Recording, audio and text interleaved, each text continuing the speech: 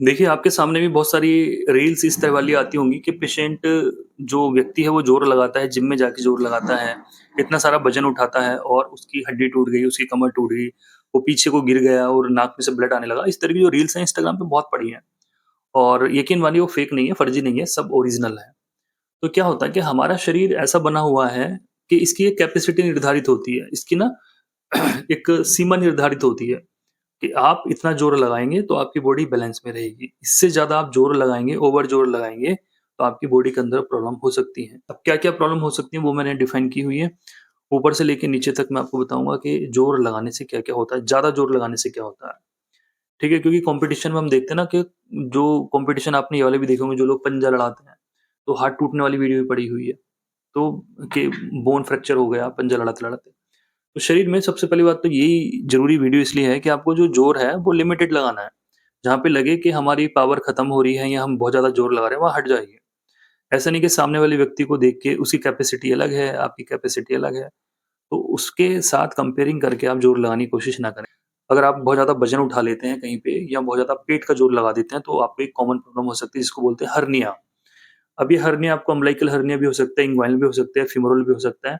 मतलब कि जो आंत उतर जाती है उसको हर्निया बोलते हैं। अब वो ग्रेड 1 भी हो सकता है, ग्रेड 2 तो वो हर्निया हो सकता है, हाइड्रोसील पेशेंट को हो सकती है अगर वहाँ पे मोमेंटम से ज़ोर लगता है।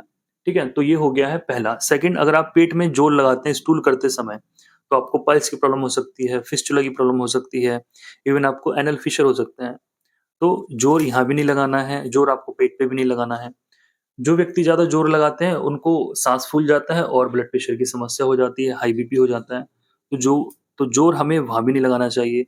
स्क्रोटम स्वेलिंग मैंने आपको बता दी है, अगर आपके टेस्टिस सूज गए हैं तो समझ जाइए उसमें पानी आ चुका है, वेरिकोसील की प्रॉब्लम हो गई है या फिर आपको हर्निया हो चुका है, जो कि ज़ोर लगाने वाली बीमारी होती है। और देखिए ज़्यादा ज़ोर लगाने से हमें सर दर्द भी हो सकता है, कि हमें हेड पेन बना रहे, जो कि एसोसिएट होता है हमारे हमेशा ब्लड प्रेशर के साथ-साथ वो लगा रहता है कि भई हाई बीपी है।